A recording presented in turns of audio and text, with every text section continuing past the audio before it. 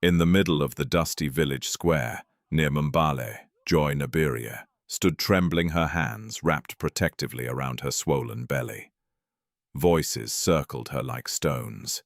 "Shameless girl," a woman shouted. "You have brought disgrace to this village," another cried. At the front of the crowd, Mzee Kato, the village elder, lifted his wooden staff and pointed toward the narrow road leading out of the village. "Leave before your child is born," he declared coldly. "We will not raise a bastard here." Joy's eyes filled with tears, but she did not move.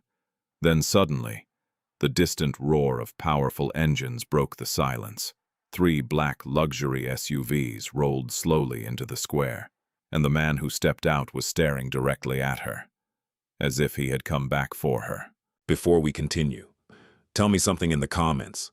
Which country are you watching from, and what time is it there right now? Stories like Joy's travel across continents, and it's always powerful to see how many places we are connected from. And if you believe stories about justice, courage, and unexpected redemption deserve to be heard, take a moment to subscribe to the channel so you don't miss the next chapter. Now, let's go back to the beginning of Joy Nabirye's story. Several months before the day the villagers gathered to shame her in the square, Joy Nabirye's life had been quiet, so quiet that most people in the village barely noticed her. She lived in a small mud-brick house on the edge of the village, not far from the cassava fields that stretched toward the low green hills outside Mbale. The house leaned slightly to one side after years of heavy rain, but it was still strong enough to shelter 2 people, Joy and her grandmother, Joy Nabirye. Every morning before the sun rose above the hills, Joy was already awake. The rooster's crow often found her outside, sweeping the small dirt courtyard with a handmade broom of palm twigs. The cool morning air carried the scent of wet soil and wood smoke drifting from neighboring homes. Inside, Joy Nabirye would be sitting slowly on the wooden stool beside the charcoal stove. Her hair was silver, now braided carefully against her head, and the lines on her face told stories of many years lived through hardship. Yet her eyes remained sharp and warm. "You woke before the sun again," the old woman would say in a voice softened by age. Joy would smile. "If I sleep too long, the market women will take all the good customers." It was not entirely a joke. Joy earned their living selling vegetables in the small roadside market 2 kilometers away. Cassava, tomatoes, onions, sometimes ground nuts if the harvest had been kind. The work was not glamorous. On most days, she walked the dusty road balancing a woven basket on her head, greeting the same people she had known since childhood. But Joy never complained. Not when the rains ruined crops. Not when traders bargained ruthlessly. Not when the long walk home left her feet aching. Because for Joy, survival had never been guaranteed. Her parents had died when she was still a young girl. Fever had taken her mother first. Then a year later, her father had been killed in a construction accident in Kampala. From that moment, Joy Nabirye had raised her alone. The old woman had never been wealthy, but she possessed something stronger than wealth: stubborn resilience. And Joy had inherited it. The villagers often described Joy as a quiet girl. She was not the kind who laughed loudly or attracted attention in the market. She dressed simply, usually in faded cotton skirts and a modest blouse. Her natural hair was braided neatly, and she carried herself with calm dignity. But those who looked closely saw something else: kindness. Joy had a habit of helping people without announcing it. If an elderly neighbor struggled with water containers, Joy carried them.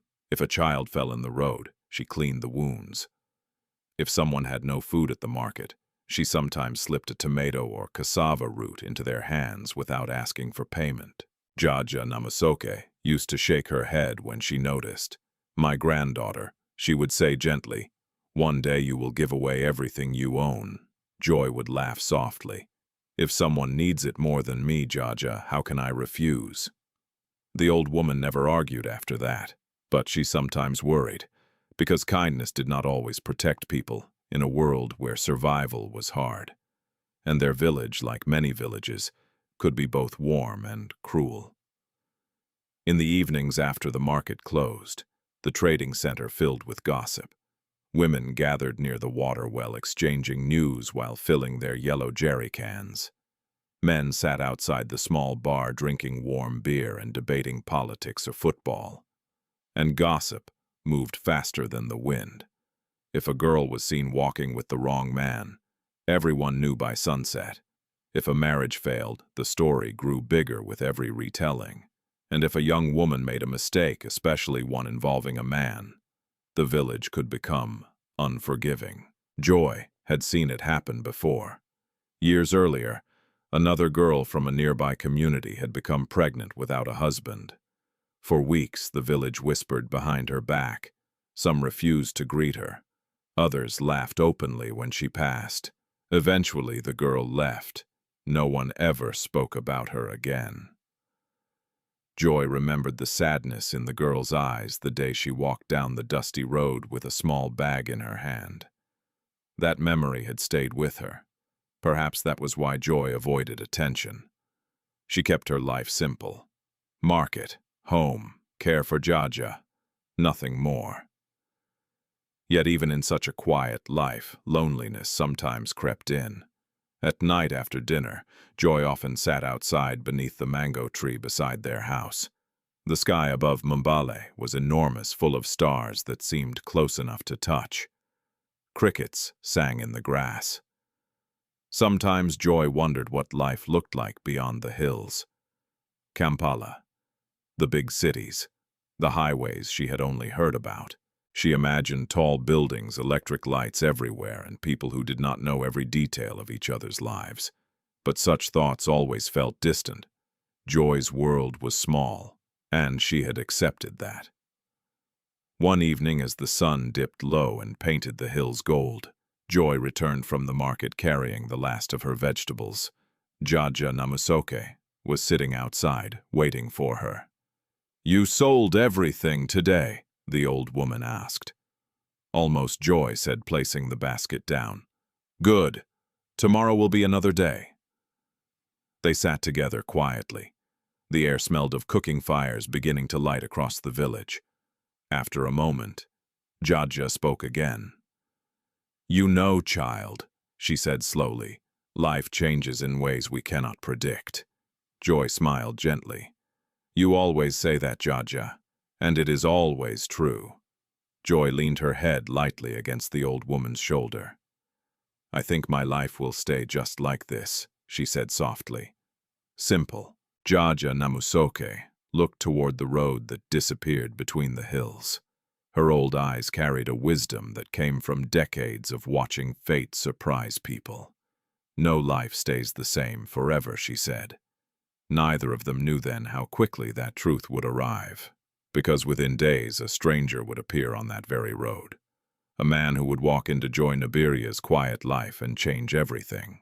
The rain came suddenly that afternoon, the way it often did during the wet season in eastern Uganda. One moment, the sky above the hills near Mbale was clear and bright. The next moment, dark clouds rolled in, like a heavy curtain swallowing the sun. By the time Joy Nabirye finished selling the last of her tomatoes at the roadside market, the wind had already begun to rise. "Better hurry home," one of the older market women called to her. "That storm looks angry." Joy nodded and lifted her basket. The dusty road that connected the market to her village stretched for several kilometers between fields and scattered trees. On most days, the walk was peaceful, but today, the air felt restless. Thunder rumbled somewhere beyond the hills. Joy had walked only halfway when the rain finally burst open. It fell hard and fast, drumming against the earth and turning the narrow road into slippery red mud within minutes. Joy hurried beneath a large acacia tree beside the road, pulling her shawl tighter around her shoulders. From there, she could see the curve of the road leading down from the highway. That was when she heard the sound. At first it was faint, a grinding noise, then the sharp squeal of tires losing control. Joy stepped forward slightly, squinting through the curtain of rain. A dark vehicle appeared around the bend, sliding sideways on the wet road. The car skidded violently, before slamming into a shallow ditch at the roadside. The crash was not loud enough to destroy the car, but it was sudden enough to make Joy's heart jump. For a moment, everything went quiet except for the rain. Joy hesitated. Most travelers used the main highway, not this smaller road leading toward the village. Whoever was inside the car might be hurt. Without thinking twice, she began running toward the vehicle. Mud splashed against her skirt as she reached the ditch. The car door opened slowly. A man stepped out. He was tall, perhaps in his early 30s, with dark skin and short-cropped hair soaked by the rain. His clothes were simple. A light shirt and dark trousers now stained with mud. He looked momentarily disoriented. When his eyes lifted and met Joy's, there was a brief flash of surprise. "You should not stand in the rain," he said, his voice calm despite the situation. Joy blinked. "You just crashed your car," she replied. The man glanced back at the vehicle. "I've had worse days," he said quietly. Joy stepped closer, examining him carefully. "Are you injured?" "No," he answered after a moment. "Just unlucky with the road." The rain continued, pouring heavily. Joy looked at the muddy ditch where the car was trapped. "You won't get that out today," she said honestly. The man followed her gaze and gave a faint smile. "I suspect you're right." For a moment, neither of them spoke. Joy suddenly realized something. "You're not from here," she said. "No," the man admitted. "My name is Daniel." "Joy," she said softly. Thunder rolled again. Joy looked down the road toward the village. "You can't stay here in the storm," she said. "Our house is not far." Daniel hesitated. "I wouldn't want to trouble you." "It's not trouble," Joy said simply. And that was the truth. Helping someone had never felt like trouble to Joy Nabirye. After a brief pause, Daniel nodded. Together they walked through the rain along the narrow road. Daniel carried nothing but a small leather bag that had somehow survived the crash. The distance to Joy's home was not long, but the rain made the path slippery. When they finally reached the small courtyard outside the mud-brick house, Joy Nabirye was already standing beneath the doorway watching the storm. Her old eyes immediately noticed the stranger. "Joy," she called. Joy approached with Daniel beside her. "Joy, his car slipped off the road," she explained. "He needed shelter." The old woman studied Daniel for a moment. Then she stepped aside. "A traveler should never face a storm alone," she said. "Come inside." Daniel entered respectfully, lowering his head slightly in greeting. "Thank you, Joy." The house was small but warm. A charcoal stove glowed in the corner. Joy quickly placed dry firewood on the coals while Joy Nabirye brought a cloth for Daniel to dry himself. "You must eat," the old woman insisted. "There is little, but it is enough." Daniel tried to protest politely, but the old woman waved him silent.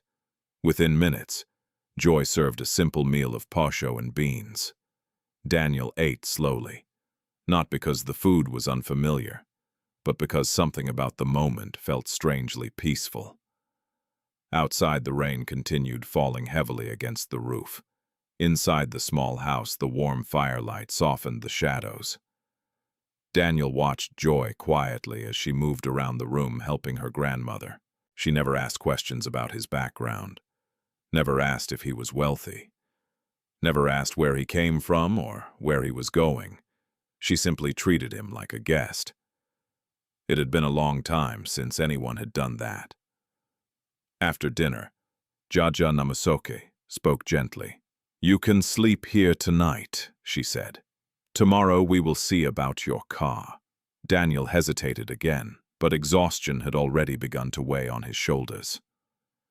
"Thank you," he said.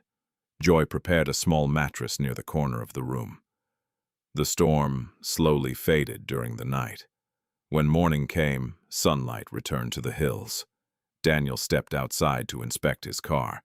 It was still stuck in the ditch. Repairing it would take time, more time than he had planned. When he returned to the house, Joy was preparing to leave for the market. "You will need help getting the car out," she said. Daniel nodded. "I suppose I will stay a day or two." Neither of them knew then that those days would quietly change the direction of both their lives. Because the man who called himself Daniel Okello was not merely a traveler with bad luck on a rainy road. And the kindness Joy Nabirye had shown him without hesitation, without suspicion, would soon become something far more powerful than either of them expected, the kind of kindness that alters destinies. Daniel Okello expected to leave the village the very next day. That had been his plan when the rainstorm trapped his car in the muddy ditch along the roadside. Once the road dried, he assumed he would arrange help from Mbale town repair the vehicle and continue his journey back toward Kampala. But plans, Daniel had learned, rarely obeyed the neat timelines people created for him. The morning after the storm, he walked back down the road to inspect the car more closely. The vehicle was still tilted awkwardly in the shallow ditch. The wheels had sunk deep into the soft red earth. Daniel crouched beside it, examining the damage. The front axle had twisted slightly, and one tire had lost pressure. Nothing catastrophic. But the repair would not happen quickly in a small rural area with limited tools. He straightened slowly and looked toward the hills beyond the fields. For a brief moment, the silence of the countryside felt unfamiliar. Daniel had spent most of his life surrounded by noise. Phones ringing, business meetings, traffic roaring through Kampala's crowded streets, security teams moving around him like shadows. Yet here the air carried only the sound of wind through tall grass and distant goats bleating somewhere beyond the valley. It felt peaceful. By the time Daniel returned to Joy's house, she had already left for the market. Joy Nabirye sat outside beneath the shade of the mango tree, carefully peeling cassava roots with a small knife. She glanced up when Daniel approached. "You found the problem with the car?" she asked. Daniel nodded. "It will take a few days." The old woman gestured toward a wooden stool beside her. "Then you will stay with us until it is fixed." Daniel hesitated briefly before sitting. "I appreciate your kindness." Joy Nabirye studied him quietly for a moment. Her eyes had the sharp perception of someone who had watched many people pass through life. "You are not used to quiet places like this," she said. Daniel smiled faintly. "No. City man." "Yes." The old woman nodded knowingly. "City people move too fast." Daniel did not disagree. For the next 2 days, Daniel remained in the village while a mechanic from Mbale was contacted to inspect the vehicle. During that time, something unusual happened. Daniel began helping with the small daily tasks around the house. It was not something anyone had asked him to do, but sitting idle felt strange to him. So he repaired a loose section of the fence surrounding the courtyard. He carried water containers from the well when Joy returned from the market. He even helped gather firewood from the nearby grove. The villagers noticed. At first, they were curious. Travelers rarely stayed in the village longer than a single night. But soon the curiosity faded. To most people, Daniel was simply another temporary visitor who had run into trouble on the road. No one suspected anything unusual, except perhaps Joy Nabirye. She never asked Daniel direct questions about his life. But sometimes her eyes rested on him longer than necessary, as though measuring something invisible. One evening after Joy returned from the market, the three of them sat beneath the mango tree as the sun dipped low over the hills. The sky glowed orange and pink. Daniel watched Joy carefully slice vegetables for dinner. "You work every day at the market?" he asked. Joy nodded. "Most days. Is it enough to live on?" She smiled softly. "Enough to survive." Daniel looked thoughtful. "Do you ever think about leaving the village?" Joy paused briefly before answering. "Sometimes, but my grandmother needs me here." Joy Nabirye waved her hand dismissively. I am old, she said. Old people do not need much. Joy shook her head. You say that, but you still refuse to rest. The old woman laughed quietly. Daniel listened to their exchange with a strange warmth growing inside his chest. The relationship between them was simple, but strong. Something about it reminded him of a life he had rarely experienced. A life where people valued each other not because of power or status, but because they simply belonged together. Later that evening after dinner, Joy stepped outside to rinse the cooking pots. Daniel followed her. The night sky above the village was clear. Hundreds of stars shimmered across the darkness. You don't talk much about yourself, Joy said gently as she poured water over the dishes. Daniel leaned against the wooden post beside the house. There isn't much to say. Joy glanced at him with a small smile. People who say that usually have the most complicated stories. Daniel chuckled quietly. You may be right. Joy set the pot aside and wiped her hands. You don't have to tell me anything, she added. I know. They stood there in silence for a moment. The soft sounds of insects filled the air. Then Daniel spoke again.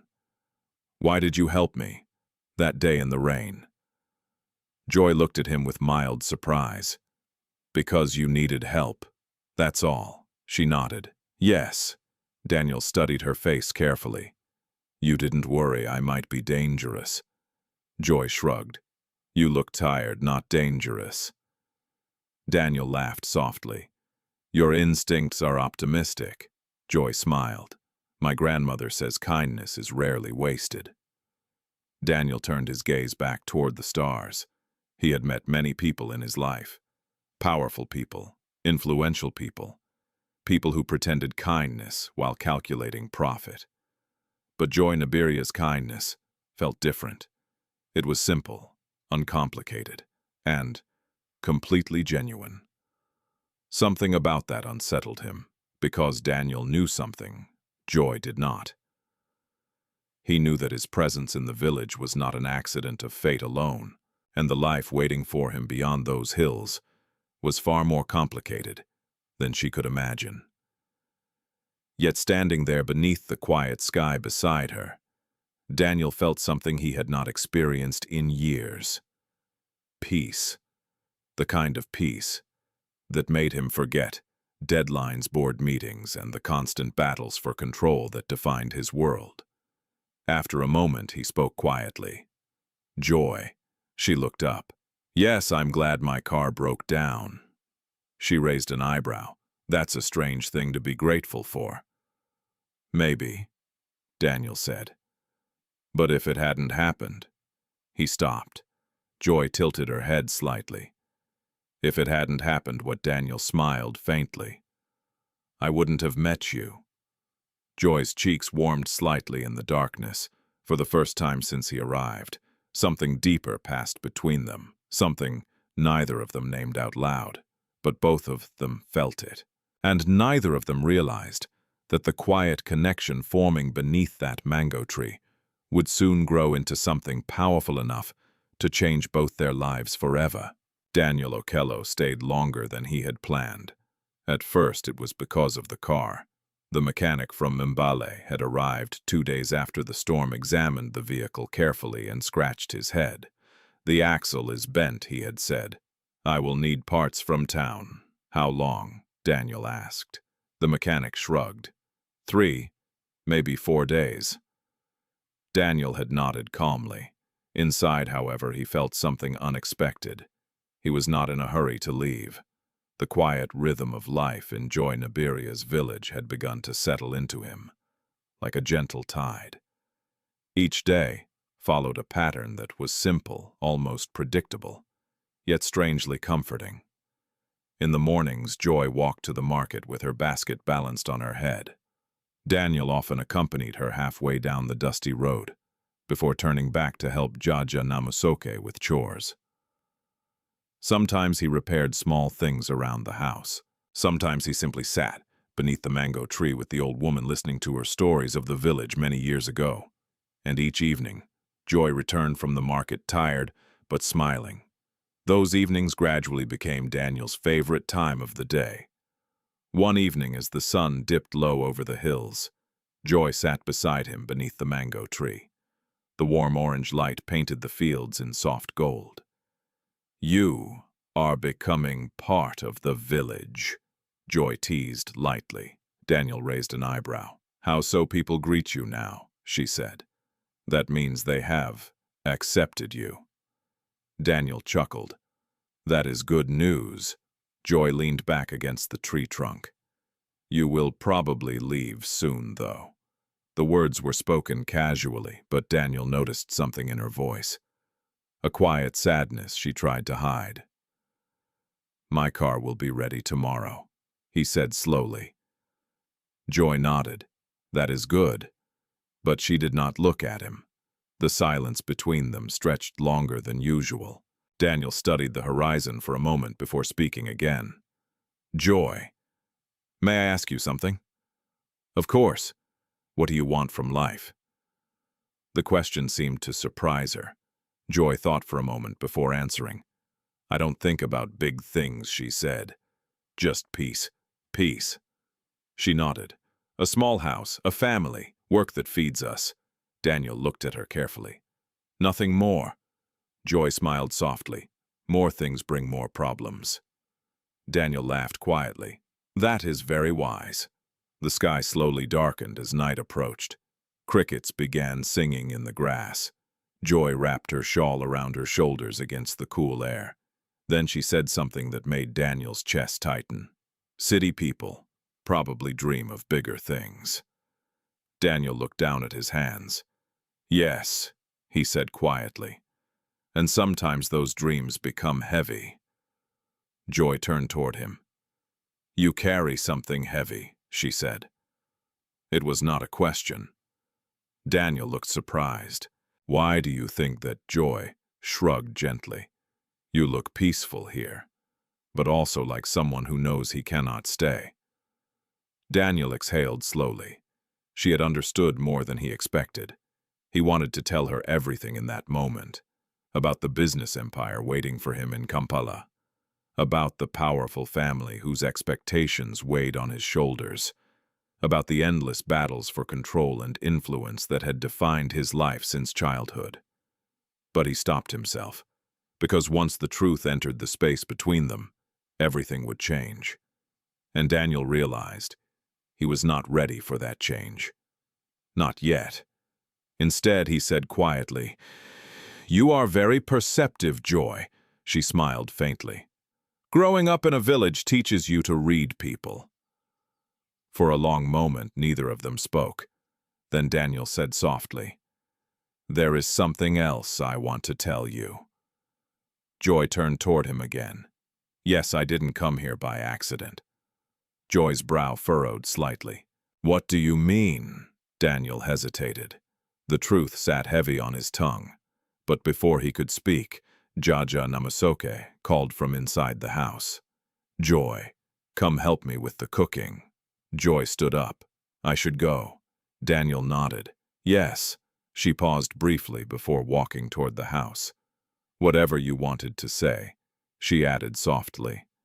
"You can tell me tomorrow."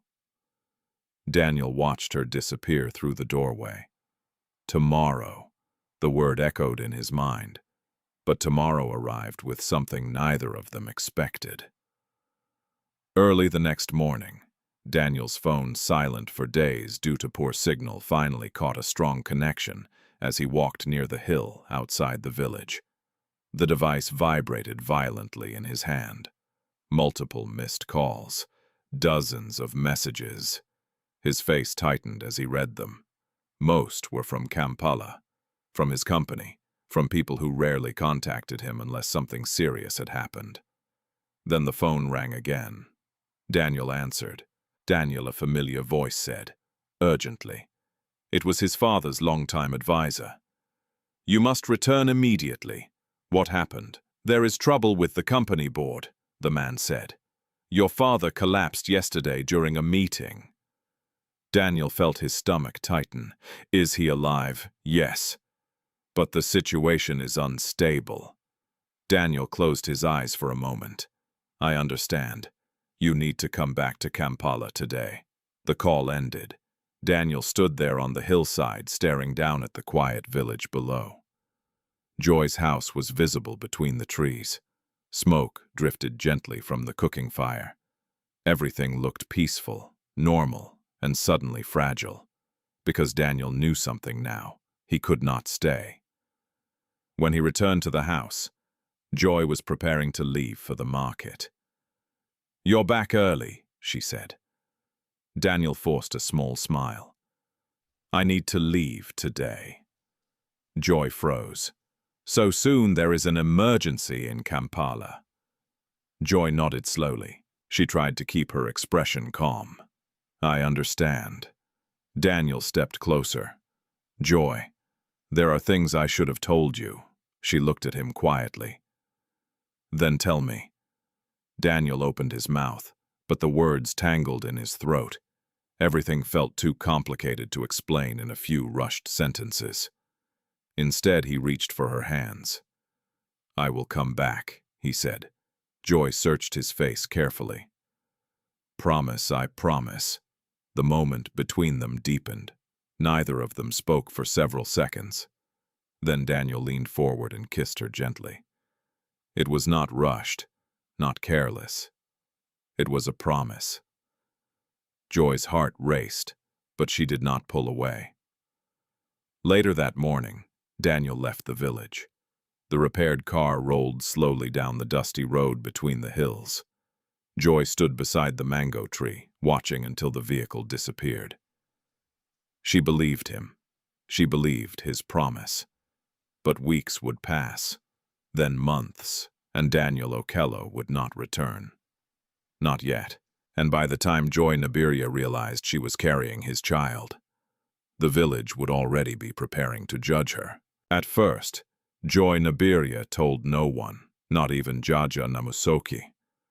The realization came quietly one early morning as Joy prepared to leave for the market. She had woken before dawn as she always did, but something inside her body felt different. A strange heaviness, a faint wave of nausea. At first she thought it was simply exhaustion from the long weeks of work, but as the days passed, the feeling did not disappear. Instead, it grew stronger. One afternoon, while walking home along the dusty road, Joy stopped suddenly beside the cassava field. Her hand moved slowly to her stomach. Her heart began to beat faster. Because deep inside, she already knew the truth. The memory of Daniel's last night in the village returned to her like a whisper. The quiet promise in his eyes, the warmth of his arms, and suddenly, everything made sense. Joy sat down on a large stone beside the road. The wind moved gently through the tall grass. She closed her eyes. "Daniel," she whispered softly. For a long moment she simply sat there, holding her stomach with both hands. Joy was not frightened of motherhood. What frightened her was something else. The village. Life in a rural community had always been close-knit. But that closeness also meant that nothing remained secret for long. And in villages like theirs, an unmarried pregnant woman did not simply face curiosity. She faced judgment. Joy had seen it before.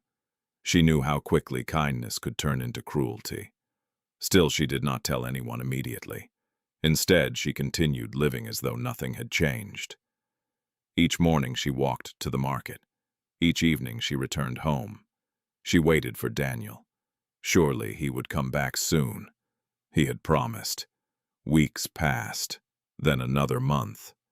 No message, no letter, no sign of him on the dusty road. Joy tried to remain hopeful. Perhaps something had delayed him in the city. Perhaps he had lost contact with the village, but hope slowly began to feel fragile. One evening, while preparing dinner, Jaja Namusoke noticed something unusual. "Joy," the old woman said gently. Joy looked up from the cooking pot. "Yes, Jaja, you are eating less these days." Joy forced a small smile. "I'm just tired." But Jaja Namusoke's eyes were sharp. Old age had not dulled her instincts. The old woman watched her granddaughter carefully for several days. Then one morning, she spoke again. "You should tell me the truth," she said softly. Joy froze. "What truth?" Jaja Namusoki reached out and placed a hand on Joy's arm. "You are with child." Joy's breath caught. For a moment she could not speak. Then slowly she lowered her gaze. "Yes," she whispered. The old woman did not react with anger. Instead she sighed quietly. "Does the father know?" Joy shook her head. "He left before I knew, and he promised to return." Joy nodded again. Jaja Namusoke looked toward the distant hills. Her voice remained calm, but her expression carried deep concern. "Then we must pray. He keeps his promise." Joy felt tears sting her eyes. "I believe he will." The old woman squeezed her hand gently. "I hope you are right." For a short time, the secret remained inside the small house. But secrets rarely survive long in villages, especially when the human body begins to change. The first whispers began at the water well. Two women filling their jerry cans noticed Joy moving more slowly than usual. "She looks different," one of them murmured. "Maybe she is sick." A week later, another woman at the market noticed Joy resting more often. "Joy, are you feeling well?" she asked loudly. "I'm fine," Joy replied, but the woman's eyes had already moved to Joy's stomach. That was enough. Within days, the whispers spread like dry grass catching fire, at the market, at the church, at the small bar near the trading center. Joy Nabirye is pregnant. Who is the father? No one knows. I heard it was a traveler. A traveler. That sounds like a lie. The gossip grew louder with every retelling. Soon people were no longer whispering. They were talking openly. Joy felt the change immediately. Customers who once greeted her warmly now approached her stall with cautious curiosity. Some women shook their heads as they walked past. Young men whispered and laughed when they thought she could not hear. One afternoon, a group of girls standing near the fruit stall began giggling loudly as Joy passed. "Look," one of them said. She thought she could hide it. Joy kept walking. She did not respond, but inside her chest felt tight. The humiliation grew worse with each passing week. Even the church women who had once praised Joy for her kindness began avoiding her. One Sunday, when Joy arrived for service, the space beside her remained empty. No one sat next to her. The message was clear. The village had begun to judge. The first open insult came at the market. Joy was arranging tomatoes on her small wooden table when a woman named Mama Birungi, known for her sharp tongue, stopped in front of her stall. Mama Birungi folded her arms and stared directly at Joy's stomach. "So it is true," she said loudly. Joy remained silent. The woman's voice rose so others could hear. "You walk around pretending to be a good girl, yet you cannot even name the father of your child." Several nearby traders turned their heads. Joy felt every pair of eyes on her, but she did not answer. Mama Birungi snorted. "Shame," she muttered before walking away. That evening, Joy returned home more exhausted than usual. She sat quietly beneath the mango tree, while the sun disappeared behind the hills. Jaja Namusoke joined her. "You must be strong," the old woman said gently. Joy nodded. "I will." But deep inside, Joy understood something painful. The whispers had only begun, and the village had not yet shown the full weight of its judgment. Because soon, the elders themselves would become involved. And when that happened, Joy Nabirye's quiet struggle would no longer remain private. It would become a public spectacle. The whispers that had once followed Joy Nabirye quietly through the market soon grew into something far louder. In a village, gossip rarely stays small for long. Every retelling adds a little more judgment, a little more certainty, until rumor slowly transforms into something people treat as fact. Within weeks, nearly everyone in the community believed they understood Joy's story, and most of them believed the worst version of it. At the water well, women shook their heads when her name was mentioned. At the trading center, men spoke about her with amused disappointment. Even children had begun repeating what they heard from adults: the girl with no husband, the girl who shamed the village. Joy continued walking through these places every day. But the air around her had changed. Greetings had disappeared. Smiles had faded. Where there had once been familiarity, there was now distance. Sometimes silence, sometimes laughter. Yet Joy still held on to hope. Daniel had promised he would return, and until that promise was proven false, she refused to believe the worst about him. Every evening after returning from the market, Joy sat beneath the mango tree beside her home. Her eyes often drifted toward the dusty road that disappeared between the hills. Perhaps today, perhaps tomorrow, perhaps the sound of a car engine would appear on that road. But the road remained empty. Meanwhile, the pressure inside the village continued to grow. One afternoon, a group of women gathered near the well began speaking loudly enough for others to hear. "This cannot continue," one of them said. "Young girls are watching," another nodded. "If we allow such behavior, our daughters will think it is acceptable." Their conversation reached the ears of Mama Barungi, the same woman who had insulted Joy in the market. Mama Barungi had always enjoyed influence in the village. She believed strongly in maintaining strict social rules, and even more strongly in being the one who enforced them. Within days, she visited the home of Mozi Kato, the village elder. Mozi Kato was an older man with a long gray beard and a reputation for discipline. His authority in the community was rarely questioned. Mama Barungi wasted no time. "That girl Joy Nabirye is bringing disgrace to our village," she said bluntly. Mozi Kato listened quietly. "She walks around pregnant without a husband. Children are asking questions." He leaned back slowly in his wooden chair. "And what do you suggest?" Mama Barungi crossed her arms. "The elders must deal with this matter." Mozi Kato said nothing for a moment. The role of elder was not simple. A village depended on its traditions to maintain order, but those traditions could also become cruel when applied without compassion. Still, the pressure from the community was real. "Call a meeting," Mama Barungi continued. "Let her explain herself before the elders." The decision was made that same evening. Word spread quickly. A gathering would take place in the village square the following week.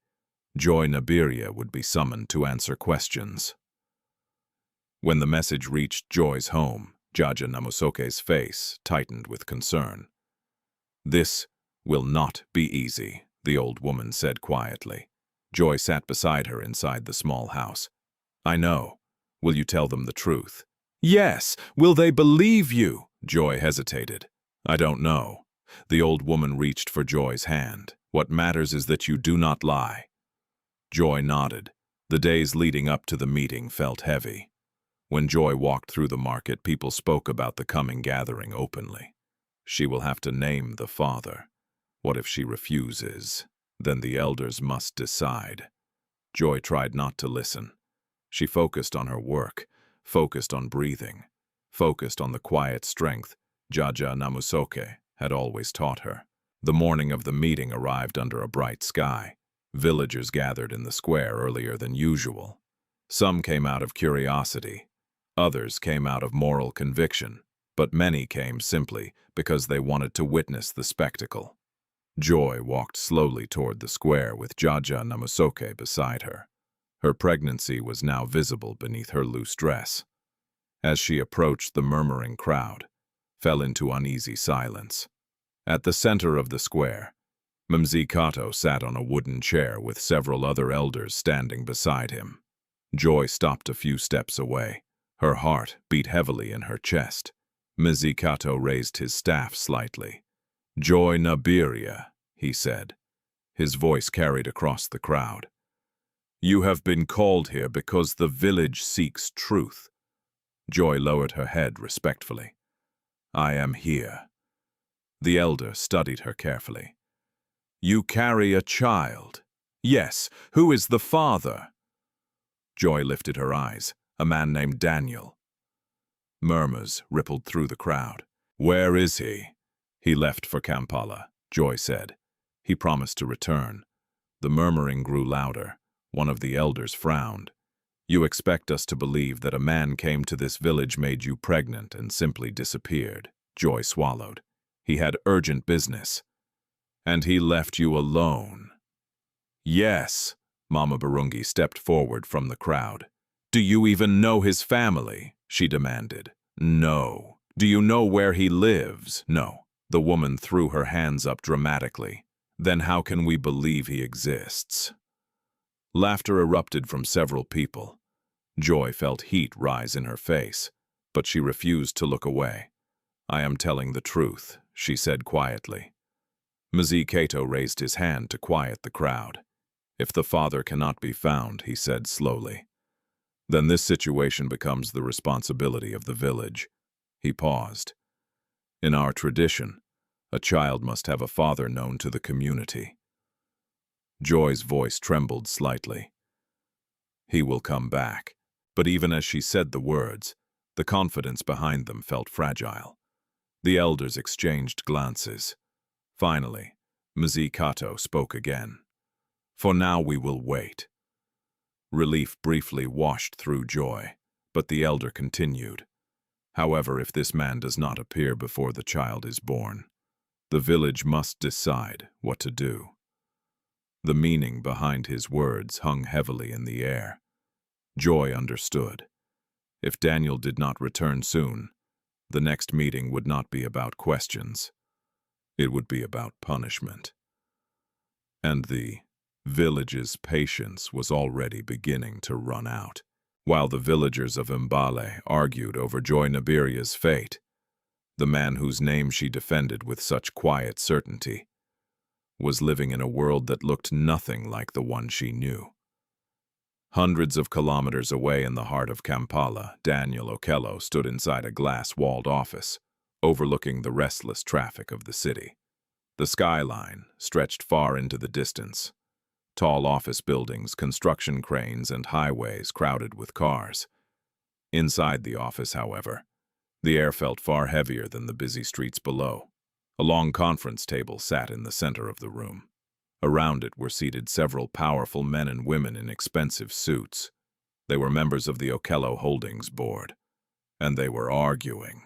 This is unacceptable, one man said sharply. If the company appears unstable, our international investors will withdraw immediately. Another executive leaned forward. The chairman's health is declining. The market already senses weakness. At the head of the table sat Daniel Okello. He listened silently, his hands folded together. The company they were discussing was not small. Okello Holdings controlled shipping routes, construction contracts, and transportation networks across several East African countries. It had been built by Daniel's father, Samuel Okello, over nearly 4 decades. Samuel had risen from poverty in northern Uganda to become one of the most powerful business figures in the region. And now, that empire was under threat. 3 weeks earlier, Samuel Okello had collapsed during a board meeting. A stroke. He survived, but his ability to lead the company had weakened overnight, which meant one thing: the responsibility now fell on Daniel. The room continued buzzing with tension. Finally, Daniel spoke. His voice was calm but firm. We are not selling any divisions. One of the board members, Patrick Okello, leaned forward. Patrick was Samuel's younger brother and Daniel's uncle. Daniel Patrick said smoothly, "You must understand the scale of this crisis." Daniel met his uncle's gaze evenly. "I understand it very well." Patrick's expression hardened slightly. "The board must consider stability." Daniel knew exactly what his uncle meant. Stability was the polite word. Control was the real objective. For years, Patrick had quietly waited for an opportunity to influence the company's direction. Now that Samuel was weakened, the opportunity had finally arrived, and Daniel was the obstacle standing in his way. Another voice joined the discussion. Grace Nakato, one of the most influential board members, spoke carefully. "There are ways to stabilize the company's image," she said. Daniel already knew what was coming. Grace continued. "A strong family alliance would reassure investors." Daniel leaned back in his chair. "A marriage alliance," he said flatly. Grace smiled politely. "Exactly." Patrick nodded. The Nakato family and the Okello family working together would strengthen both sides. Daniel's eyes narrowed slightly. "You've already discussed this." Grace did not deny it. "My daughter Vanessa Nakato would make an excellent partner for you." The room fell silent. Daniel looked around the table. Several board members avoided his gaze. Others watched carefully, waiting for his response. Inside, Daniel's chest frustration tightened like a knot. This was the real reason his phone had been flooded with urgent messages. The real reason he had been pulled back to Kampala so suddenly. Not simply the company, but control over his future. Daniel exhaled slowly. "With respect," he said, "my personal life is not a business contract." Patrick's voice hardened. "This company feeds thousands of families." "And I am protecting it," Daniel replied calmly. "But I will not marry someone simply to satisfy investors." Grace's polite smile faded slightly. "You should think carefully," she said. Daniel stood up. "I already have." Without waiting for further argument, he walked toward the window overlooking the city. Traffic lights blinked below like restless stars. Behind him, the board members continued discussing strategy. But Daniel's thoughts had drifted far away from the conference room. Back to a small village near Mbale. Back to a mango tree beside a mud brick house. Back to Joy. The memory of her quiet smile returned with painful clarity. Daniel had planned to return to her within days. That had been his promise. But once he arrived in Kampala, everything collapsed into chaos. Board meetings, legal documents, security concerns, phone calls that never stopped, and something else, something more troubling. Daniel had begun noticing strange interference. Calls that disappeared, messages that never delivered. When he tried to contact the village through the mechanic who had repaired his car, the number suddenly stopped working. At first, he assumed it was coincidence. But now, standing in his office after the meeting ended, Daniel felt a growing suspicion. Someone had deliberately cut off those connections. Someone inside the company. He turned away from the window. Patrick was still seated at the table watching him. The older man's expression carried a faint smile that did not reach his eyes. "You should consider our proposal carefully," Patrick said. Daniel said nothing, but inside his mind a realization was forming.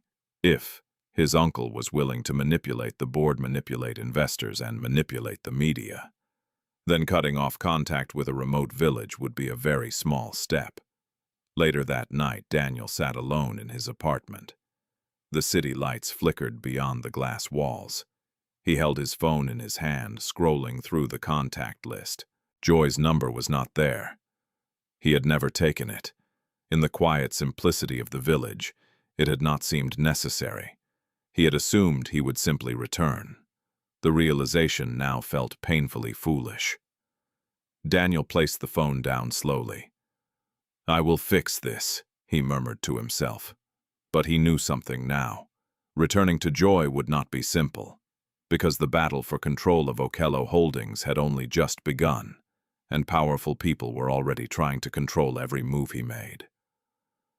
Meanwhile, far away in Mbale, Joy Nabirye was facing a very different kind of battle. A battle not fought in boardrooms, but in the unforgiving court of public judgment, and neither of them knew how dangerously close those two worlds were about to collide. While Daniel Okello struggled against invisible enemies in the glass towers of Kampala, Joy Nabirye was fighting a battle far more visible and far more personal. The villagers no longer bothered to whisper. Their judgment had grown bold. Every step Joy took through the market now felt like walking through a storm of eyes. Some were curious, some were amused, some were openly cruel. Yet Joy still woke before sunrise every morning. The routine had become her anchor. Before the first light touched the hills, she swept the courtyard outside the small mud-brick house she shared with Jaja Namusoke. Then she prepared tea-boiled cassava for breakfast and packed the vegetables she would sell that day. The work had not become easier. In fact, it had become harder. Her pregnancy was now clearly visible beneath her dress. Walking the long road to the market required more effort each week. But Joy refused to stop. One morning, as she adjusted the basket on her head, Jaja Namusoke watched her carefully. "You should rest more," the old woman said gently. Joy smiled. "If I rest, who will buy medicine for you when your joints ache?" The old woman shook her head softly. "You worry too much about me." Joy stepped closer and kissed her grandmother's cheek. "And you worry too much about me." They both laughed quietly, but the laughter faded when Joy stepped onto the dusty road toward the market. Because once she left the safety of their small home, the world outside felt colder. That morning, the market was already crowded when she arrived. The air smelled of roasted maize and fried cassava. Traders called out loudly, advertising their goods. But when Joy approached her usual spot beside the tomato seller, the woman who normally shared the space with her moved her basket slightly farther away. The gesture was subtle, but Joy noticed. She said nothing. Instead, she quietly arranged her vegetables on the wooden table. For a while, business continued normally. A few customers still approached her stall, but others deliberately avoided it. One woman whispered loudly enough for Joy to hear, "I cannot buy from someone who has brought shame to herself." Another customer shook her head. "Young girls are watching. We must set an example." Joy kept her eyes lowered as she counted the small coins a buyer handed her. She did not argue. Arguing would not change their minds. By midday, the heat had grown intense. Joy wiped sweat from her forehead and leaned briefly against the table. Her back ached, her feet were swollen, and the baby inside her shifted gently, reminding her that she was no longer carrying only her own burdens. Across the market, Mama Burungi stood with a group of women watching her. Their conversation grew louder. "Look how she still pretends nothing is wrong," Mama Burungi said. One of the women laughed. "Perhaps she thinks the father will return with money." The group erupted in mocking laughter. Joy heard every word. Her hands tightened around the edge of the table. For a moment, the humiliation felt overwhelming. But then she placed her hand on her stomach. The small movement inside reminded her of something far more important than the voices around her. This child was innocent, and that meant Joy had to remain strong. Later that afternoon, something unexpected happened. A young mother approached her stall with a small boy holding her hand. The woman hesitated briefly before speaking. "How much for the tomatoes?" Joy looked up. 2,000 shillings. The woman nodded and handed her the money. As Joy placed the tomatoes into a small bag, the woman leaned closer. "People talk too much," she whispered quietly. Joy looked surprised.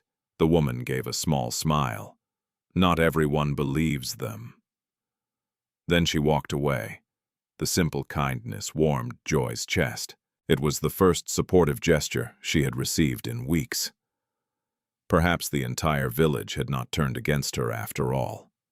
When evening arrived, Joy packed the few vegetables she had not sold and began the long walk home.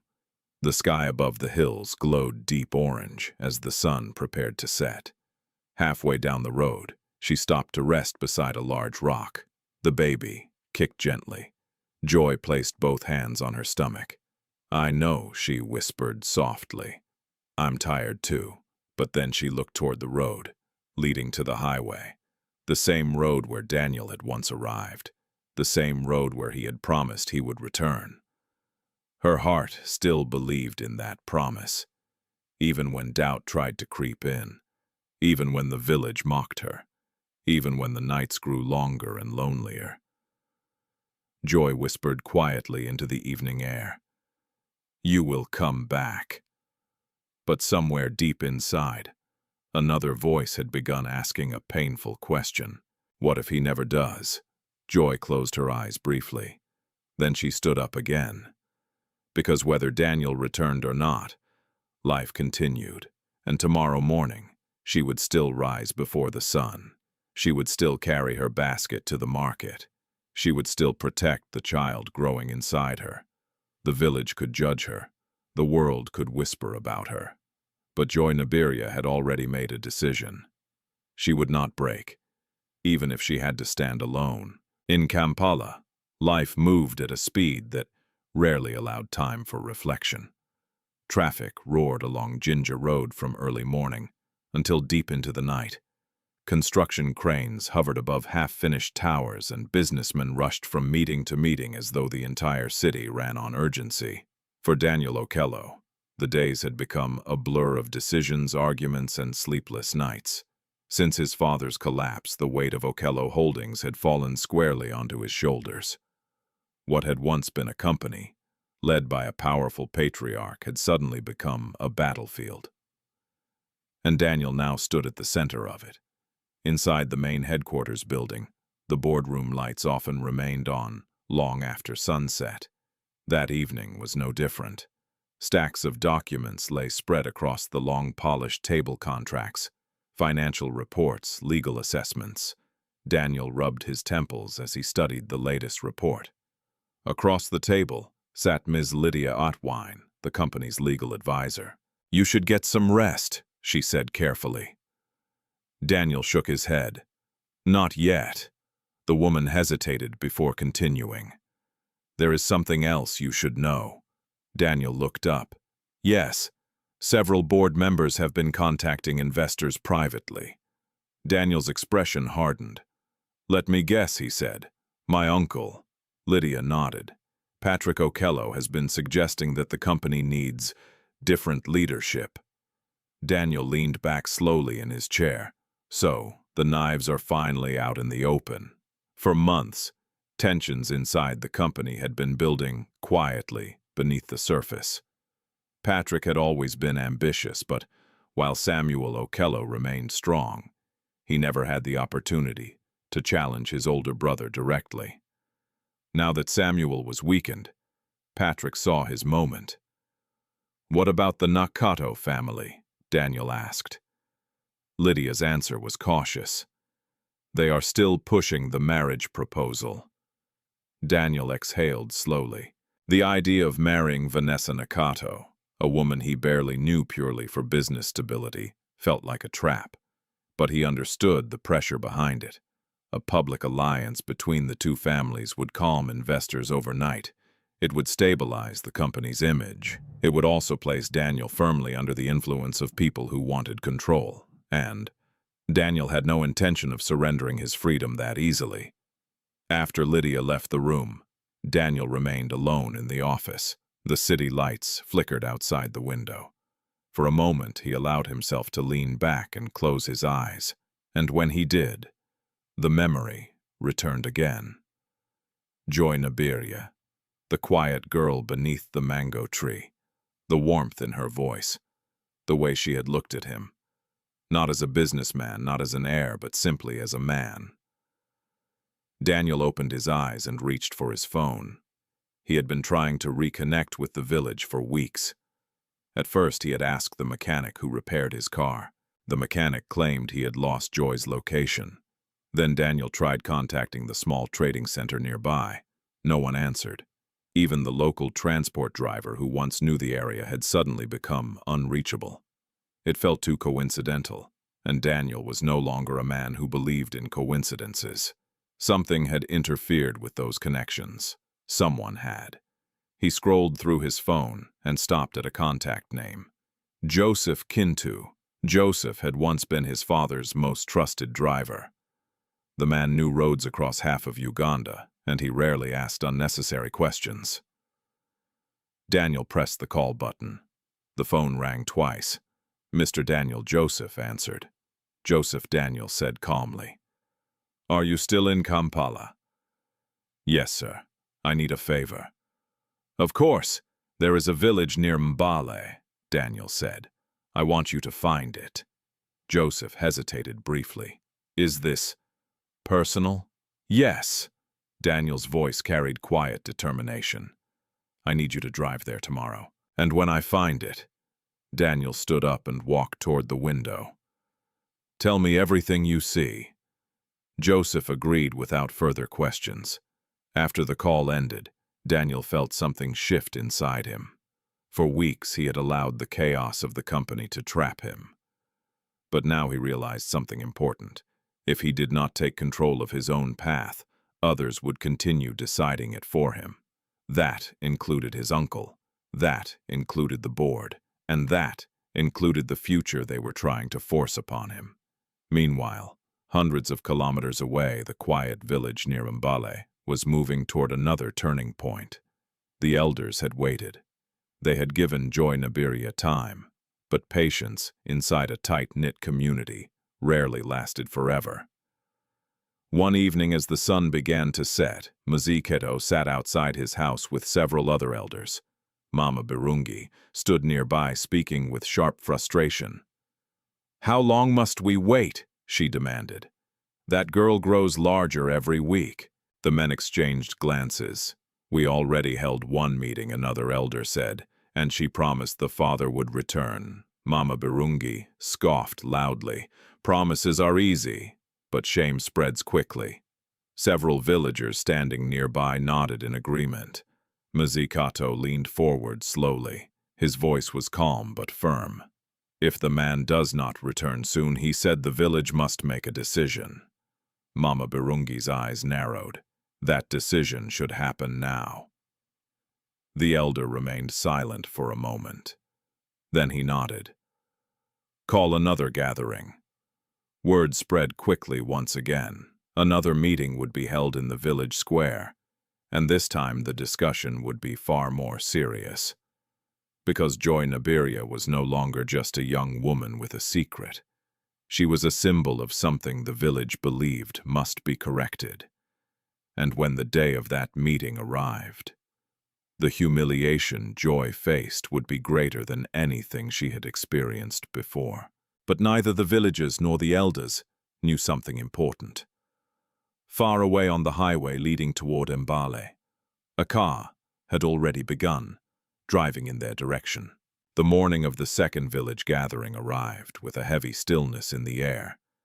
Even before the sun fully rose above the hills near Mbale, people were already whispering about the meeting that would take place later that day. Word had spread quickly, the evening before Joy Nabirye would once again stand before the elders. But this time the tone of the gathering would be different. The first meeting had been about questions. This one would be about consequences. Joy knew it the moment she stepped outside her small house.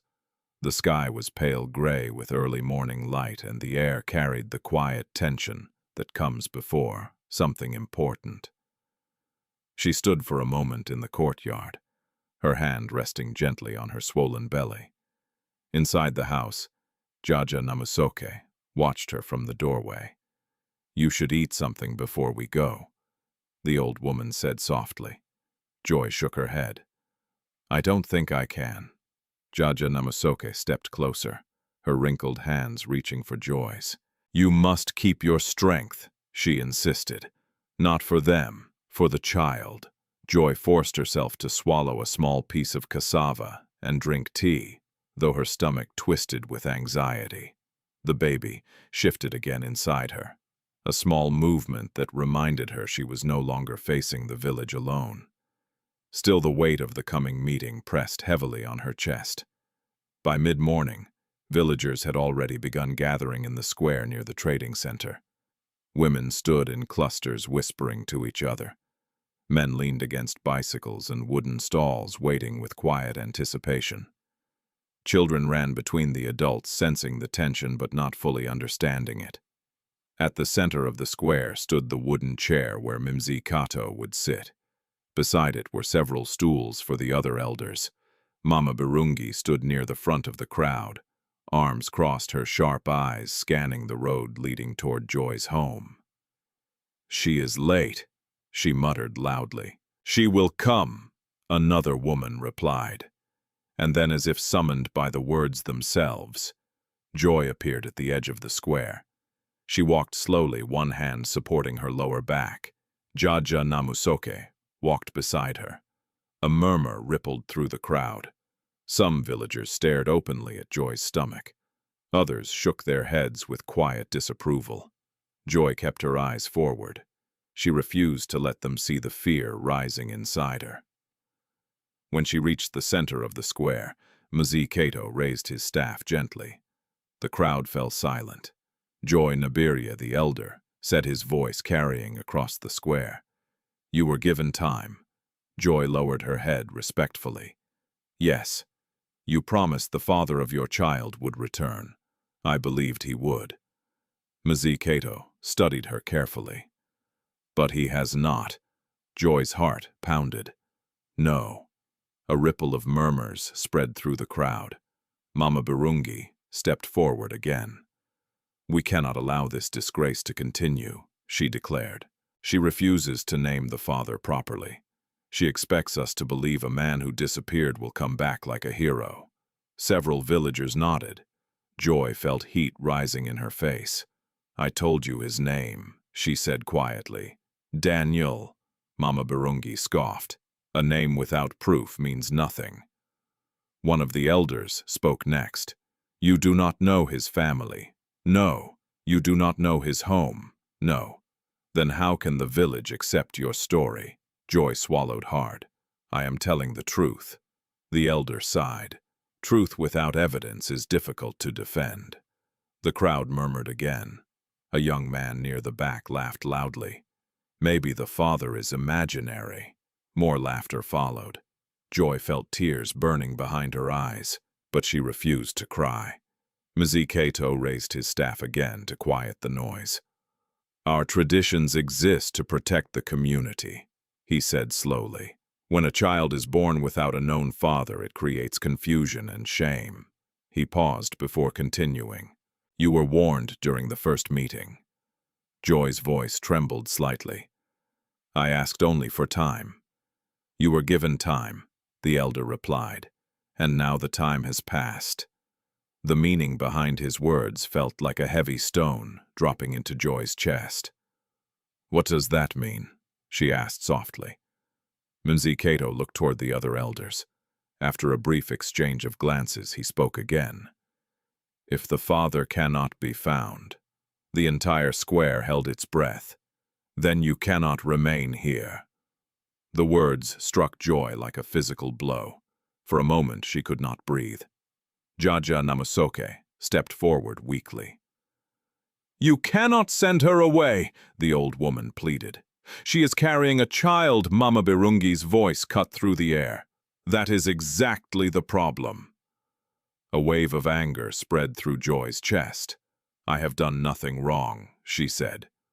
"You broke our traditions," Mama Birungi snapped. "I loved someone," Joy replied. The crowd erupted into louder whispers. Mzee Kato raised his voice again. "The decision stands." He pointed toward the road, leading away from the village. "You must leave before the child is born." Joy's world seemed to spin. Leave. The word echoed in her mind. This was the only home she had ever known. The place where her parents were buried. The place where Jaja Namusoke had raised her. And now they were telling her to walk away.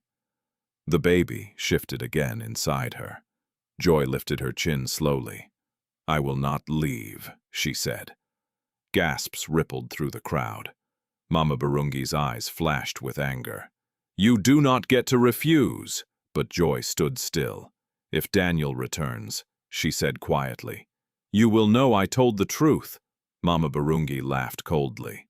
"That man will never come back."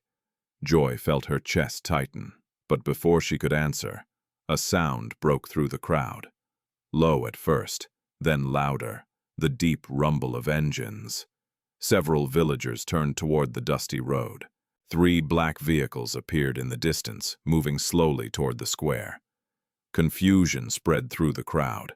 No one in the village owned vehicles like those. The engines grew louder as the SUVs rolled closer, and then one by one the doors opened. Men in dark suits stepped out. The entire square fell into stunned silence. Finally, from the front vehicle, one more man stepped onto the road. Tall, confident, and staring directly toward Joy Nabirye. For several long seconds, no one in the village square moved. The deep rumble of the SUV's engines faded into silence as the vehicles came to a complete stop along the dusty road. The contrast was striking. The village square was made of packed red earth surrounded by wooden stalls and small mud brick houses. The vehicles that had just arrived were sleek black machines polished so perfectly that the sunlight reflected sharply off their surfaces. Villagers stared in disbelief. Whispers began rippling through the crowd. "Who are they, government officials?" "Police." Mama Barungi frowned clearly, irritated that the meeting she had pushed for was suddenly being interrupted. Mzikato narrowed his eyes toward the road. From the first SUV, 2 men stepped out wearing dark suits and sunglasses. They moved with quiet professionalism, scanning the area before opening the rear door of the vehicle. Then the 3rd man stepped out. Tall, broad-shouldered, dressed in a simple but elegant charcoal suit. His shoes were polished, his posture confident. But it was not his appearance that froze Joy Nabirye in place. It was his face. For a moment, her mind refused to believe what her eyes were seeing. Her heart began to pound so loudly she could barely hear the murmurs around her. "Daniel!" The word escaped her lips as little more than a breath. The man walking toward the square lifted his eyes. And the moment he saw her, he stopped. Everything else around them seemed to fade. The crowd, the whispers, the elders sitting in judgment. All of it disappeared into the background. For Daniel Okello, there was only joy, and the unmistakable curve of the child she carried. His chest tightened. Weeks of searching, weeks of frustration, weeks of fearing he might already be too late. And now, she stood right in front of him. But something about the scene was wrong. Very wrong. He noticed the crowd surrounding her, the elders seated in judgment, the tension hanging in the air like a storm waiting to break. Daniel's jaw tightened. He resumed walking. Behind him, 2 members of his security team followed at a respectful distance. The villagers stepped aside automatically as he approached. His presence carried a quiet authority that no one could ignore. Mama Barungi's voice broke the stunned silence. "Who are you?" she demanded sharply. Daniel did not answer immediately. His eyes remained fixed on Joy. Only when he reached the center of the square did he finally speak. "My name," he said calmly, "is Daniel Okello." A ripple of confusion spread through the crowd. Some villagers exchanged puzzled glances. The name meant little to them, but others, especially the elders who occasionally traveled to Mbale, felt a flicker of recognition. Mzikato leaned forward slightly. "Daniel Okello," he repeated slowly. Daniel nodded. "Yes," Mama Barungi scoffed impatiently. "And why have you come here interrupting our meeting?" Daniel turned his gaze toward her for the first time. His expression remained calm, but there was steel behind his eyes. "I came," he said quietly, "because you are discussing the future of my child." The words landed like thunder. Gasps erupted across the square. Mama Birungi blinked. What Daniel turned back toward Joy. He stepped closer, his voice softer now. "I'm sorry," he said. Joy felt tears fill her eyes. "You came back," she whispered. Daniel nodded slowly. "I told you I would." Then without hesitation, Daniel did something that shocked the entire village. He dropped to one knee in front of her. The movement was deliberate, respectful, and completely unexpected. Joy stared at him in disbelief. "Daniel?" His eyes moved gently to her stomach. For a moment, the powerful businessman from Kampala disappeared. In his place stood a man filled with regret. "I should have come sooner," he said quietly. "But I promise you, I am here now." Behind him, the villagers watched in stunned silence. Mazikato slowly stood up from his chair. "Is this true?" the elder asked.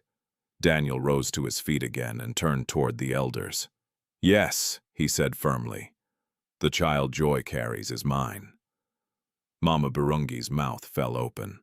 "But you are just a traveler." One of the men standing near the SUVs stepped forward. He held a small folder. "Allow me to clarify," the man said politely.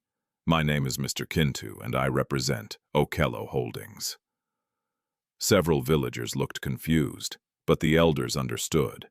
Okello Holdings was one of the most powerful companies in Uganda. Mr. Kintu continued. "Mr. Daniel Okello is the current executive director of the company." The square exploded into shocked murmurs. A company director from Kampala, Mama Birungi, looked suddenly pale. "You mean he is rich?" Daniel did not respond to the comment. Instead, he faced the elders again. "I believe there was discussion about forcing Joy to leave the village." Mazikato cleared his throat awkwardly. "That was before we understood the situation."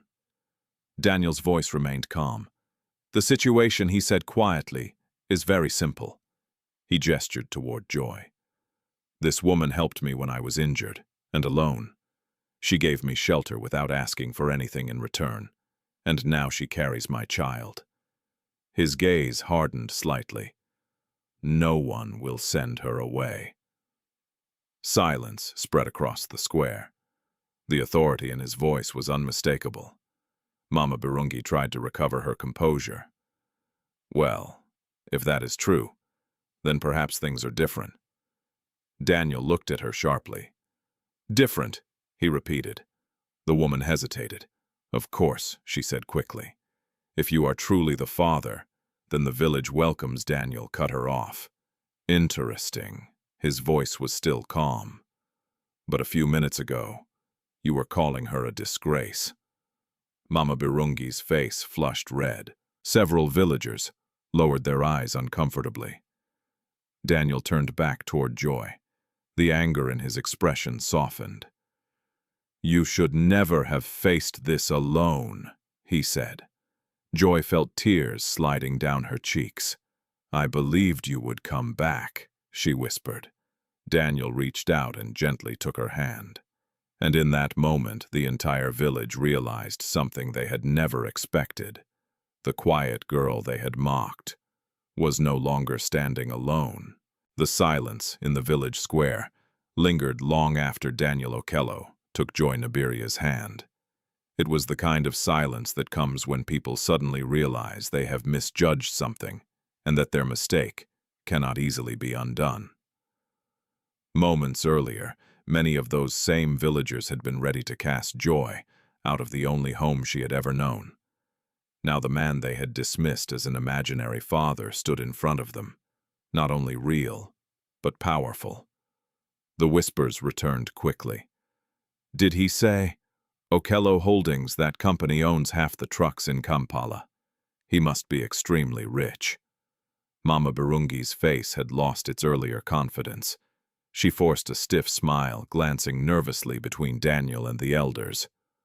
Well, she said awkwardly, it seems we misunderstood the situation. Daniel did not respond. Instead, he guided Joy gently to the wooden bench beneath the large acacia tree near the center of the square.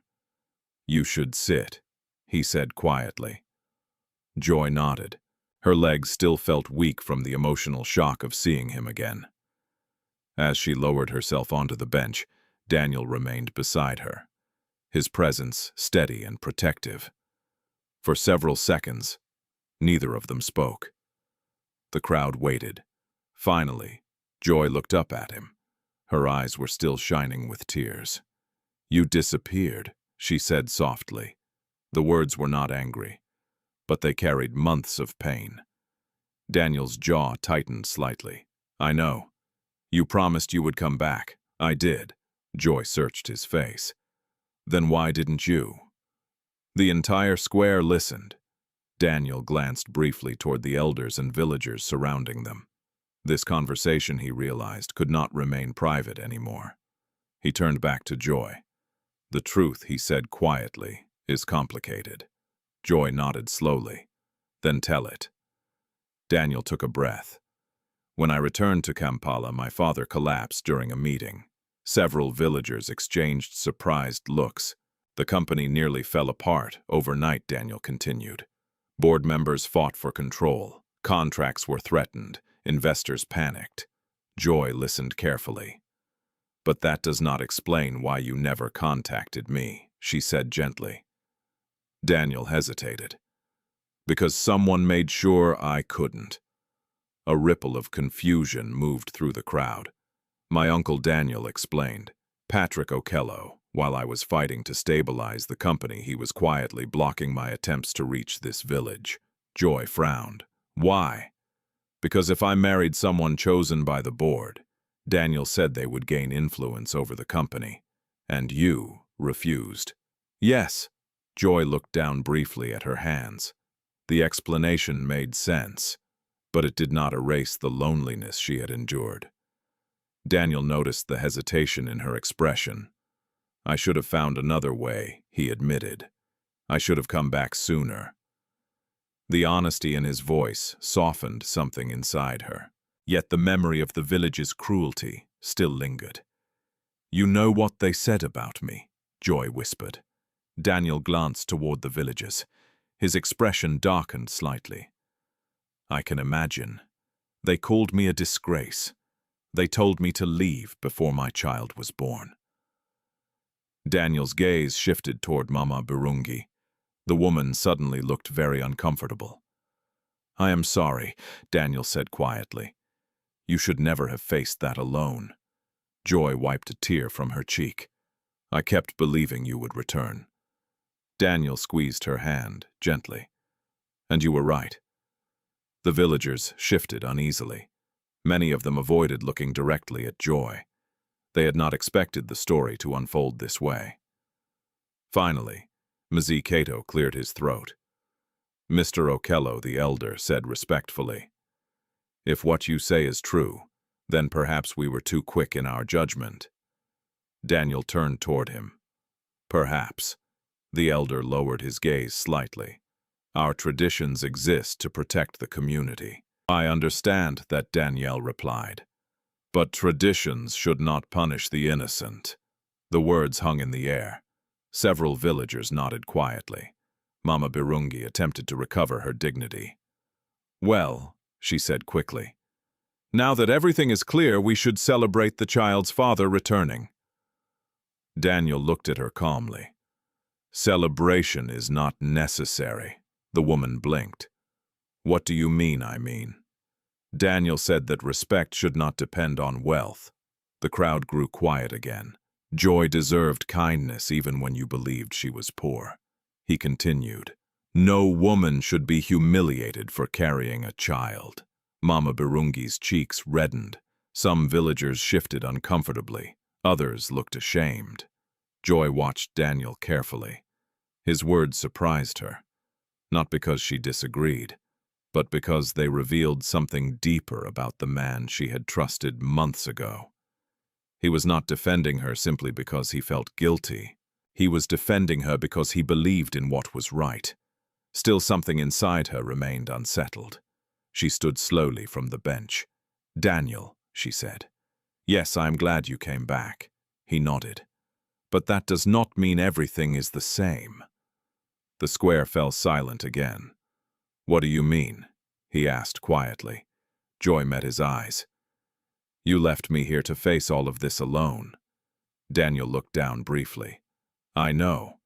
And trust does not return as quickly as a car driving down a road." Her voice was calm but firm. "I need time." Daniel nodded slowly. "That is fair," Joy continued. "I will not run away with you just because you are rich." A few villagers gasped softly. Daniel almost smiled. "That is exactly why I came back." Joy blinked in surprise. "What, because I knew you would say something like that?" He stepped closer. "I am not asking you to forgive everything today." "What are you asking?" Daniel looked toward the small house where she lived with Jaja Namasoke.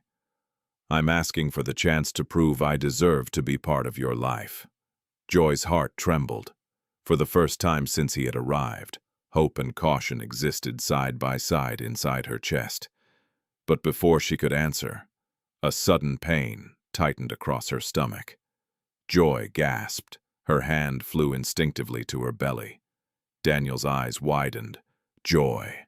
Another sharp wave of pain followed. Joy struggled to breathe.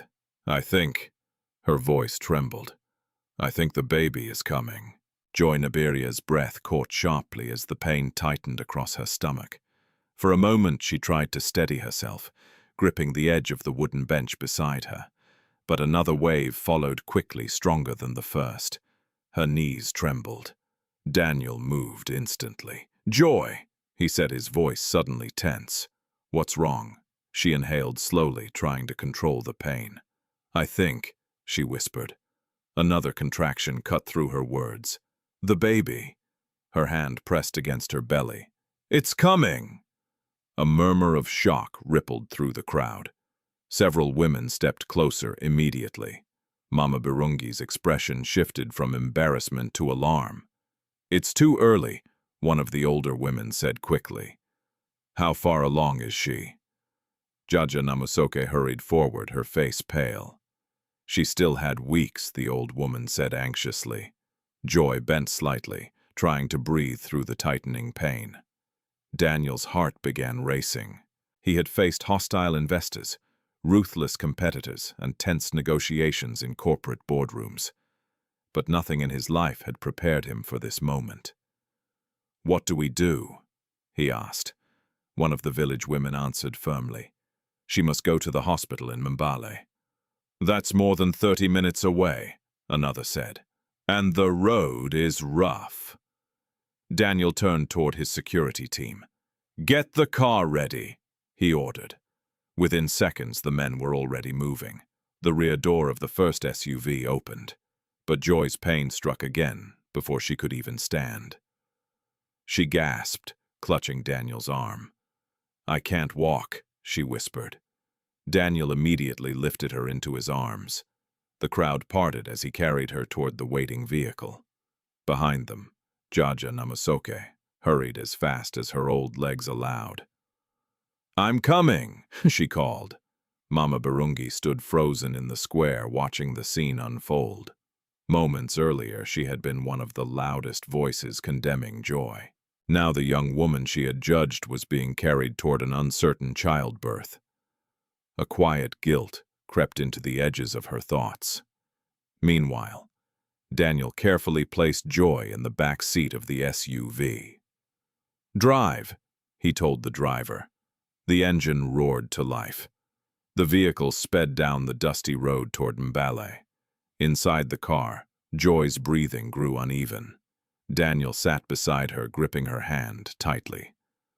"You're going to be okay," he said softly. Joy tried to smile through the pain. "You sound like you're convincing yourself." Daniel exhaled nervously. "I might be." Another contraction hit. Joy cried out. Daniel felt his chest tighten painfully. He had never felt so helpless. The driver pushed the vehicle faster along the rough road. Dust rose behind them in thick clouds. Behind the first SUV, the other two vehicles followed closely. Inside the hospital in Mbale, nurses rushed forward when the convoy arrived. The sudden appearance of 3 black SUVs outside the emergency entrance caught immediate attention. Daniel stepped out carrying Joy again. "She's in labor," he said urgently. The nurses guided them inside. Within minutes, Joy was placed on a hospital bed and rushed toward the maternity ward. Daniel tried to follow, but a nurse stopped him at the door. "You must wait here." The doors closed. Daniel stood in the hallway staring at them. Time suddenly felt very slow. Minutes stretched painfully. Joy Nabirye arrived shortly after, supported by one of Daniel's security men. The old woman looked exhausted, but determined. "Is she inside?" she asked. Daniel nodded. "They won't let me in."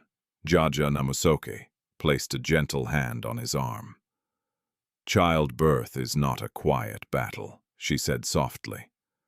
"But women are stronger than we think." Daniel sat down heavily on the hospital bench. His mind raced with memories. Joy standing alone in the village square. Joy waiting beneath the mango tree. Joy believing in his promise when everyone else doubted it. And now, she was inside that room, fighting to bring their child into the world. Hours passed. Doctors and nurses moved in and out of the maternity ward. Each time the doors opened, Daniel stood up quickly, but the staff only shook their heads. Not yet. At one point a doctor approached him. "You are the father, yes. She is very strong," the doctor said, "but the labor is difficult." Daniel felt his stomach tighten. "Is she in danger?" The doctor hesitated briefly. "There are complications." The words landed like a heavy weight. Daniel ran his hands through his hair. "Do whatever you need to do," he said. "Just save her." The doctor nodded and returned to the ward. Joy Nabirye sat quietly beside Daniel. For a long time, neither of them spoke. Finally, the old woman broke the silence. "You truly care for her," she said. Daniel looked down. "I should have protected her sooner." Joy Nabirye shook her head gently. "Life does not move according to our plans. But love is proven by what we do when things become difficult." Daniel nodded slowly. Another hour passed. Then suddenly the doors to the maternity ward opened again. This time the doctor walked toward them with a tired but relieved smile. "The baby is here." Daniel stood immediately. "And Joy?" The doctor nodded. "She is safe." Relief flooded through Daniel's chest so suddenly he nearly lost his balance. "A boy," the doctor added. Daniel felt something inside him shift. "A son." "His son. Can we see them?" he asked. Soon the doctor said, "They are resting." As the doctor walked away, Daniel turned toward Joy Nabirye. The old woman's eyes were shining with quiet tears. "Your child has arrived," she said softly. And in that moment, Daniel understood something deeply. The journey that had begun with a broken car on a rainy road had now become something far greater. A family. But the final chapter of Joy Nabirye's story was still waiting to unfold. Morning sunlight filtered softly through the hospital window as Joy Nabirye slowly opened her eyes. For a moment, she did not remember where she was. The ceiling above her was unfamiliar.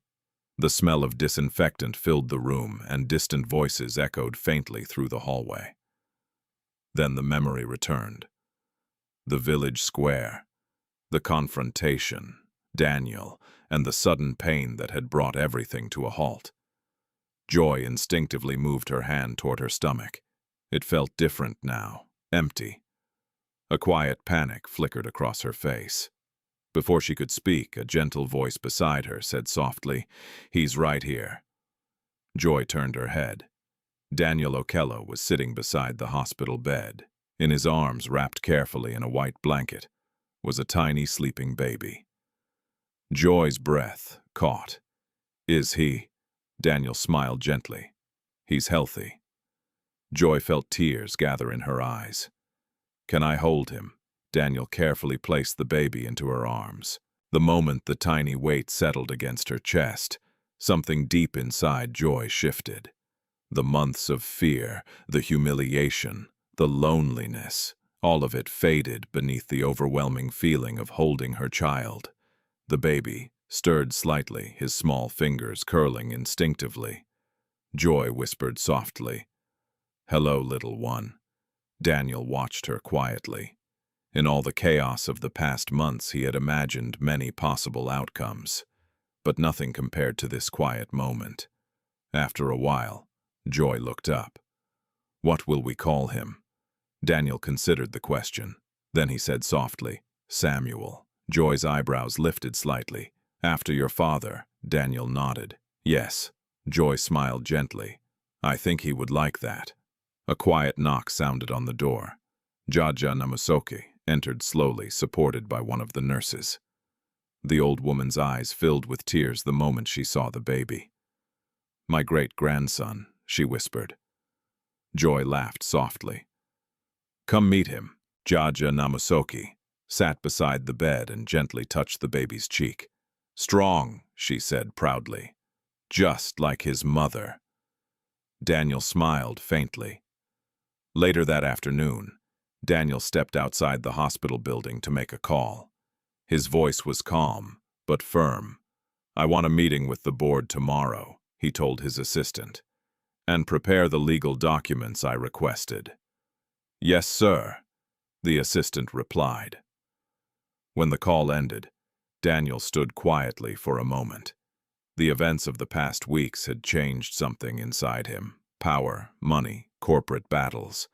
They all still mattered, but now they mattered for a different reason. Because he had someone to protect. Two people. Inside the hospital room, Joy rested quietly while Samuel slept beside her. For the first time in months, her mind felt peaceful. Yet she knew life outside the hospital would still bring difficult decisions. The village, the whispers, the future. That evening, Daniel returned to the room. "Joy," he said gently. She looked up. "Yes, there's something we need to talk about." Joy nodded. "The village." Daniel sighed softly. "I know they hurt you."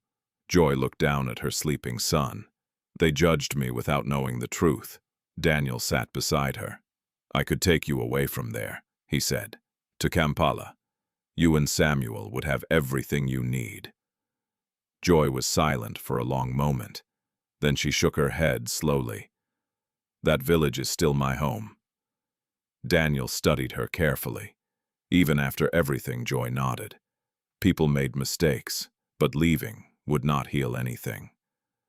Daniel understood what she meant. "Then we return," he said. 2 days later, the convoy of black SUVs rolled once again toward the village near Mbale. This time, however, the arrival felt very different. Word had already spread. By the time the vehicles reached the square, many villagers were waiting. Some looked curious. Others looked embarrassed. Mama Barungi stood near the back of the crowd, avoiding direct eye contact. Daniel stepped out first. Then he helped Joy from the vehicle. She held baby Samuel carefully in her arms. The crowd fell silent. Joy walked slowly into the center of the square, the same place where she had once stood alone. But today, she was not alone. Daniel stood beside her. Jaja Namasoke followed closely. Muzikato stepped forward. His expression carried a mixture of dignity and regret. "Joy Nabirye," he said, quietly. "On behalf of this village, I owe you an apology." A murmur moved through the crowd. "We judged you too quickly." Joy looked around at the familiar faces. Some villagers lowered their eyes. Others nodded quietly. Mama Barungi stepped forward hesitantly. Her voice lacked its usual sharpness. "I spoke harshly," she admitted. Joy studied her for a moment. Then she spoke calmly. What matters now is how we treat each other from this day forward. The tension in the square slowly eased. Daniel watched Joy with quiet admiration. Her strength had carried her through humiliation, and now that same strength was guiding the village toward healing. Mizikato nodded respectfully. You and your child will always have a place here. Joy looked down at Samuel. A soft smile touched her face. The child who had once been the center of gossip had now become a symbol of something much deeper: truth, forgiveness, and the quiet power of dignity. As the villagers slowly gathered closer to greet the newborn, Daniel realized something. The woman beside him had never needed wealth to prove her worth. Her courage had done that long before he arrived, and that was exactly why he had fallen in love with her. The story of Joy Nabirye is not only about a young woman who was mocked by her village, it is about how quickly society can judge someone without knowing the full truth. Many people in life face moments like Joy did, standing alone while others assume the worst. But real strength is not found in anger or revenge. It is found in dignity. Joy never fought the villagers with cruelty. She simply refused to abandon her truth. And in the end, truth had a way of returning. Sometimes justice does not arrive quickly. Sometimes it travels slowly down a dusty road, carried by patience and courage. But when it finally arrives, it changes everything. If Joy's story touched you, take a moment to share your thoughts. Where are you watching from today, and what time is it in your country right now? Your voice matters, and stories like this remind us that kindness and fairness should always be stronger than judgment. And if you enjoy powerful stories about courage, justice, and hope, don't forget to like the video, share it with someone who needs inspiration today, and subscribe to the channel so you never miss the next story. Because sometimes the most unexpected journeys begin with a single act of kindness.